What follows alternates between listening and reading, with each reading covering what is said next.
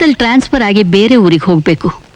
ಇನ್ನೊಂದು ಕಡೆ ಊರು ಬಿಡೋದ್ರೊಳಗೆ ಸಾಲ ತೀರಿಸ್ಬೇಕು. ಈ ಯೋಚನೆಯಿಂದ ಹಗಲು ರಾತ್ರಿ ನಿಮ್ಮ ತಂದೆ ಪಡ್ತಿರೋ ಕಷ್ಟ ನೋಡ್ಲಾರ್ದೆ ದೇವ್ರನ್ನಾದ್ರೂ ಬೇಡ್ಕೊಳ್ಳೋಣ ಅಂತ ದೇವಸ್ಥಾನಕ್ಕೆ ಹೋದೆ. ದಿಕ್ಕಿಲ್ದವ್ರಿಗೆ ಆ ದೇವರೇ ದಿಕ್ಕು ಅಂತಾರೆ. ನಮ್ಮ ಸಂಕಟ ಹೇಗೆ ಹೇಳ್ಕೋಬೇಕು ಗೊತ್ತಾಗದೆ ನಮ್ಮ ಕಷ್ಟನ ನಿವಾರಿಸು ಸ್ವಾಮಿ ಅಂತ ಮೊರೆ ಹೋಗಿ ಅಲ್ಲಿಂದ ಹಿಂತಿರುಗಿದೆ. ದೇವಸ್ಥಾನದಿಂದ ಹೊರಗೆ ಬರ್ತಿದ್ದ ಹಾಗೆ 4 ಜನ ಗೂಂಡಾಗಳು ಬಂದು ಒಬ್ಬ ಸಾಹುಕಾರನ ಹಿಡ್ಕೊಂಡು ಚುಚ್ಚಿ ಸಾಯಿಸಿದ್ರು. ಅದನ್ನ ನೋಡಿ ಹೆದರ್ಕೊಂಡು ನಾನು ಓಡೋಕ್ ಪ್ರಯತ್ನ ಪಟ್ಟೆ. ಅಷ್ಟರಲ್ಲಿ ಆ ಗೂಂಡಾಗಳು ನನ್ನ ಹಿಡ್ಕೊಂಡ್ರು. ಆ ಕೊಲೆನ ನಿಮ್ಮಮ್ಮ ನೋಡಿದ್ರಿಂದ ಆ ರೌಡಿಗಳು ಅವಳನ್ನ ಕಾರ್ನಲ್ಲಿ ಎಳ್ಕೊಂಡು ಹೋದ್ರು ಅಂತ ದೇವಸ್ಥಾನದ ಜನ ಹೇಳಿದ್ರು. ಆ ಸಮಾಚಾರ ಕೇಳಿ ಶಾಕ್ ಆಗಿ ನಿಮ್ ತಾಯಿಗೋಸ್ಕರ ಹಗಲು ರಾತ್ರಿ ಹುಚ್ಚುಚ್ಚಾಗಿ ಊರಿಲ್ಲ ಅಲ್ದೆ ಏನೂ ಪ್ರಯೋಜನ ಆಗ್ಲಿಲ್ಲ.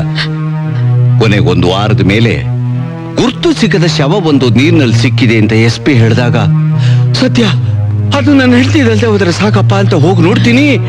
ಅವತ್ತು ನಿಮ್ಮಮ್ಮ ಹುಟ್ಟಿದ ಸೀರೆ ಶವದ ಮೇಲಿದೆ. ಅದು ನೋಡಿದ ತಕ್ಷಣ ನನ್ನ ಹೃದಯ ಒಡೆದೋಯ್ತು. ಬಿಕ್ಕಿ ಬಿಕ್ಕಿ ಅತ್ತೆ. ಆಮೇಲೆ ಏನ್ ಮಾಡ್ಲಿ? ಆ ಶವಕ್ಕೆ ಸಂಸ್ಕಾರ ಮಾಡಿದೆ, ತಿಥಿನೂ ಮಾಡಿ ಮುಗಿಸ್ದೆ. ಅವತ್ತು ನಾನು ಮನೆಗೆ ಬಂದಿದ್ದೆ ರೀ. ಏನು ಅವತ್ತು ನೀ ಮನೆಗೆ ಬಂದಿದ್ಯಾ? ನಾನ್ ಬದುಕಿದ್ದೀನಿ ಅಂತ ಹೇಳೋಕೆ ಅವಸರದಿಂದ ಮುನ್ನುಗ್ಗಿದೆ. ಅಷ್ಟರಲ್ಲಿ ಯೋಚನೆ ಚೋಡೋ ರಾಮಚಂದ್ರಯ್ಯ, ಸತ್ತೋಗಿರೋ ತುಮ್ಹಾರ ಹೆಂಡತಿ ತಮ್ದು ಕಷ್ಟ ಪರಿಹಾರ ಮಾಡ್ಬಿಟ್ಲು. ಈ LIC ಏಜೆಂಟು ಒಳ್ಳೆ ಮನಸ್ಸಿನಿಂದ ಅವಳ ಹೆಸರಿಗೆ ಮಾಡಿದ್ದ ಇನ್ಸೂರೆನ್ಸ್ ಕಾ ಪೈಸಾ 25,000 ರೂಪಾಯಿ ತಮ್ಗೆ ಸಿಗೋ ಹಾಗೆ ಮಾಡಿದ್ದಾರೆ. ಛೀ ಪಾಪಿ, ಜೀವನ ಹಂಚ್ಕೊಳ್ಳೋ ಹೆಂಡತಿ ತೀರ್ಕೊಡ್ಲು ಅಂತ ನಾನ್ ಸಂಕಟ ಪಡ್ತಾ ಇದ್ರೆ ನಿನ್ ಸಾಲ ತೀರ್ತು ಅಂತ ಸಂತೋಷ ಪಡ್ತಾ ಇದೀಯಾ? ಒಂದ್ ವೇಳೆ ನಿಮ್ದು ಹೆಂಡತಿ ಬದುಕಿದಿದ್ರೆ ನಿಮ್ದು ಜೈಲು ಕೂಳ್ ತಿನ್ಬೇಕಾಗಿರೋದು ಗೊತ್ತಾ? ನಾವು ಕಸರತ್ ಮಾಡಿ ಸಾಲ ತೀರ್ಸೋ ಹಾಗೆ ಮಾಡಿದ್ದಕ್ಕೆ ಸಂತೋಷ ಪಡೋದ್ ಬಿಟ್ಟು ನಮ್ಗೆ ಬೈತಾ ಇದೀಯಾ? ಲಾಲ್ ಅವರೇ, ಸ್ವಲ್ಪ ಸಮಾಧಾನವಾಗಿರಿ. ರಾಮಚಂದ್ರಯ್ಯ, ಆ ಮಹಾತಾಯಿ ಹೋಗಿ ನಿನ್ನ ಸಾಲ ತೀರಿಸಿದ್ಲು ಅಂತ ತಿಳ್ಕೊಬೇಡ, ಸತ್ತು ನಿನ್ನ ಗೌರವ ಮರ್ಯಾದೆ ಉಳಿಸಿದ್ಲು ಅಂತ ತಿಳ್ಕೊ. ಹೌದು ಕಣಯ್ಯ, ಆ ಸೀತಾ ಮಾತೆ ರಾವಣಾಸುರನಿಂದ ಹಿಂತಿರುಗಿ ಬಂದಾಗ ಅವಳನ್ನೇ ಅಗ್ನಿ ಪರೀಕ್ಷೆ ಶೀಲ ಪರೀಕ್ಷೆಗೆ ಈಡು ಮಾಡಿದ ಗಂಡು ಪ್ರಪಂಚ ಕಣಯ್ಯ ಇದು.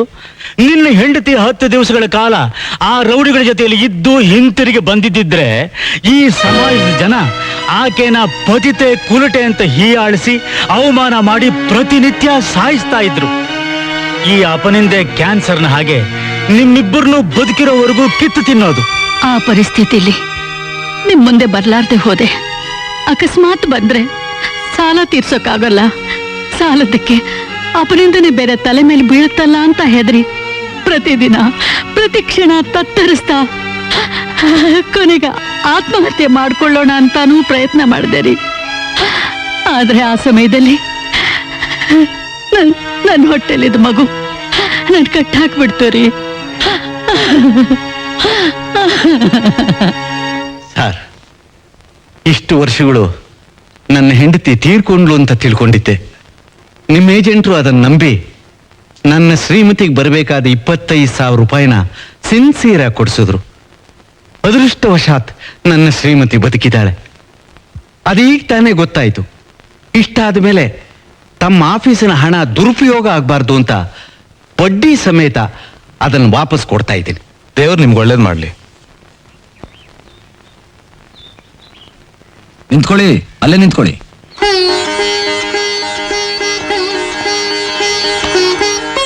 ಆದಿ ಕಣ್ಣು, ಬೀದಿ ಕಣ್ಣು, ನಾಯಿ ಕಣ್ಣು, ನರಿ ಕಣ್ಣು, ಯಾವ ಕಣ್ಣು ಬಿದ್ರು ಸಿಡ್ದು ಹೋಗ್ಲಿ.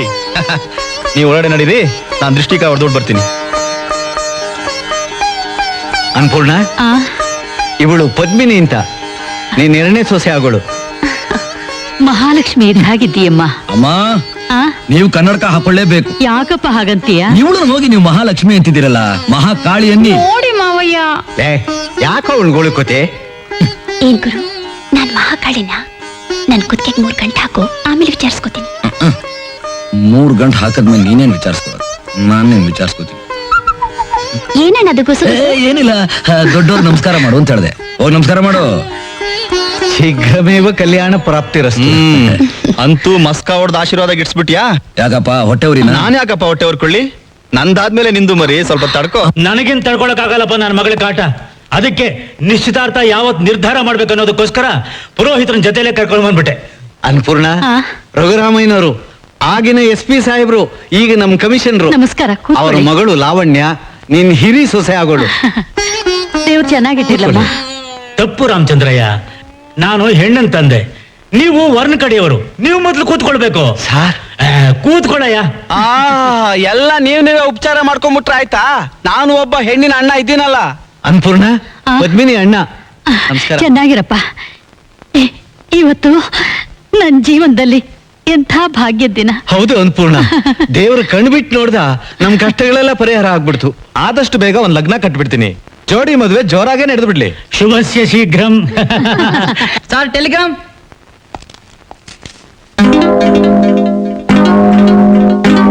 ಏನು ಅದು ಟೆಲಿಗ್ರಾಮ್? ಅಪ್ಪ, ಗುಡ್ ನ್ಯೂಸ್. ನಮ್ಮ ಪೊಲೀಸ್ ಡಿಪಾರ್ಟ್ಮೆಂಟ್ನ ಚರಿತ್ರೆಯಲ್ಲಿ ಸುವರ್ಣಾಕ್ಷರಗಳಿಂದ ಬರೆದಿಡಬೇಕಾದಂಥ ಸಂದರ್ಭ ಇದು. ಪ್ರಥಮವಾಗಿ best inspector mister Ashok Kumar.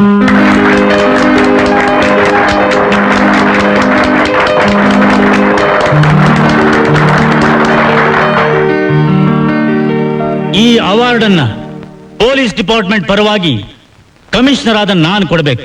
ಆದರೆ ಇಂಥ ಪ್ರಾಮಾಣಿಕ ಅಧಿಕಾರಿನ ಮಗನಾಗಿ ಪಡೆದಂಥ ಹೆಡ್ ಕಾನ್ಸ್ಟೇಬಲ್ ರಾಮಚಂದ್ರಯ್ಯನವರೇ ಇದಕ್ಕೆ ತಕ್ಕವರು ಅಂತ ನಾನು ನಿರ್ಧಾರ ಮಾಡಿದ್ದೀನಿ. ದಯವಿಟ್ಟು ರಾಮಚಂದ್ರಯ್ಯನವರು ವೇದಿಕೆ ಮೇಲೆ ಬಂದು ಪ್ರಶಸ್ತಿ ಕೊಡಬೇಕು.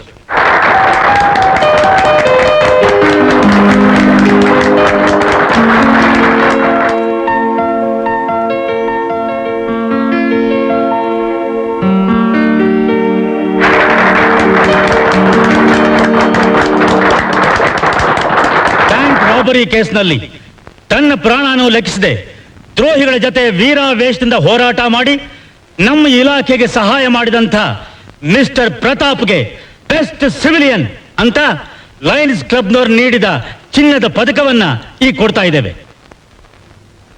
ಮಿಸ್ಟರ್ ಪ್ರತಾಪ್, ದಯವಿಟ್ಟು ವೇದಿಕೆ ಮೇಲೆ ಬರಬೇಕು.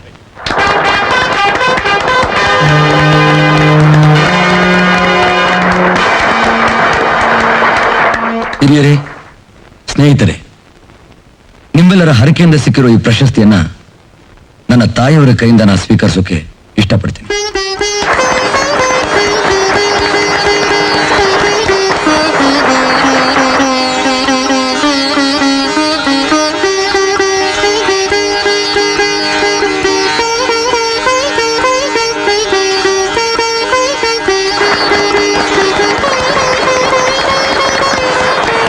ಬೆಸ್ಟ್ ಹೆಡ್ ಕಾನ್ಸ್ಟೇಬಲ್ ಮಿಸ್ಟರ್ ರಾಮಚಂದ್ರಯ್ಯನವರಿಗೆ ಬೆಳ್ಳಿ ಪದಕ, ಪೊಲೀಸ್ ಇಲಾಖೆ ಪರವಾಗಿ ಮಿಸ್ಟರ್ ಅಶೋಕ್ ಕುಮಾರ್, ಪಬ್ಲಿಕ್ ಪರವಾಗಿ ಮಿಸ್ಟರ್ ಪ್ರತಾಪ್ ಇಬ್ಬರು ಸೇರಿ ಪ್ರಶಸ್ತಿ ನೀಡ್ತಾರೆ.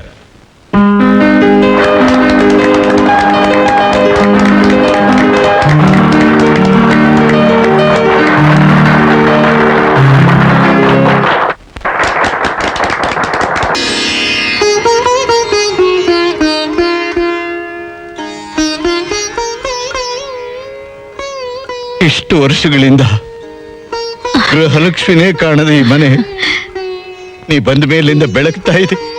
ಎಲ್ಲ ನಮ್ಮ ಮಕ್ಕಳ ಪುಣ್ಯ ರೀ.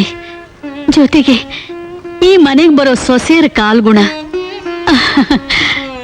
ನಿಜಕ್ಕೂ ಮುದ್ದಾದ ಈ ಜೋಡಿಗಳು ನೋಡ್ತಾ ಇದ್ರೆ ಮನಸ್ಸು ತುಂಬಿ ಹೋಗ್ತಿದೆ ರೀ. ಹಿಂಗಾರ್ ಹೆಂಗೆ ಅಂತ ತಿರುಗಿಸಿ ಮುರುಗಿಸಿ ಮೇಲ್ ಬಿದ್ದು ಯಾಗರ್ ಬಿದ್ದು ಸುತ್ತ ಹೊಡೆದು ಗತ್ ಹೊಡೆದ್ರು ಆ ಅಪ್ಪ ಮಕ್ಕಳ ಮುಂದೆ ನಮ್ ಬ್ಯಾಳೆ ಕಳ್ಬೇಯ್ತಿಲ್ವಲ್ಲ ಅಂತ. ನೀವು ಭಯ ಪಡ್ಬೇಡಿ ಸರ್. ಭಯ ಅಲ್ಲಲೇ, ನಮ್ಮ ಪೊಸಿಷನ್ ಈಗಾಗಕ್ ಮುಂಚೆ ಸರಿಯಾದ ಪೊಸಿಷನ್ ನೋಡಿ ವಾಡ್ದು ನಮ್ಮ ಹಾಗೆ ತೀರಿಸ್ಕೋಬೇಕು. ಅಲ್ಲಾಗ್ ಸಿಕ್ಕಾಕೊಂಡ್ರು ಮಾಂಸದ ಚೂರು ಹೊರಕ್ಕೆಳ್ದಂಗೆ ನೈಸಾಗಿ ಲಾಕಪ್ನಾಗಿರೋ ಜೋಸೆಫ್ನ ಹೊರಕ್ಕೆಳಿಬೇಕು.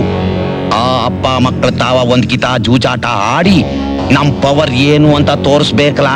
ತೋರ್ಸಕ್ ಸಾಧ್ಯನೇ ಇಲ್ಲ. ಆ ಜೋಸೆಫ್ಗೆ ಯಾವ ಕಾರಣಕ್ಕೂ ಕರುಣೆ ತೋರಿಸದೆ ಅವನಿಂದ ಮೂಲ ಪತ್ತೆ ಮಾಡಿ ಬೇರ್ ಸಹಿತ ಕಿತ್ತಾಕೋವರೆಗೂ ನನಗೆ ನೆಮ್ಮದಿ ಇಲ್ಲ. Ashok, control yourself. ಇವತ್ತು ನಮ್ ನಿಶ್ಚಿತಾರ್ಥ. ಡ್ಯೂಟಿಗೆ ಹೋಗ್ಬೇಡಿ, ರಜಾ ಹಾಕ್ಬಿಡಿ. No, duty first, love next. ಏನೇ ಆಗ್ಲಿ ಆ ಜೋಸೆಫ್ನಿಂದ ನಿಜ ಬಾಯಿ ಬಿಡಿಸ್ಲೇಬೇಕು ಲಾವಣ್ಯ. ಅಶೋಕ್ ಪ್ಲೀಸ್. ಓಕೆ, ನಿಶ್ಚಿತಾರ್ಥ ಮಧ್ಯಾಹ್ನದ ಮೇಲೆ ತಾನೆ, ಅಷ್ಟೊಂದು ನನ್ನ ಕೆಲಸ ಮುಗಿಸ್ಕೊಂಡ್ ಬಂದ್ಬಿಡ್ತೀನಿ.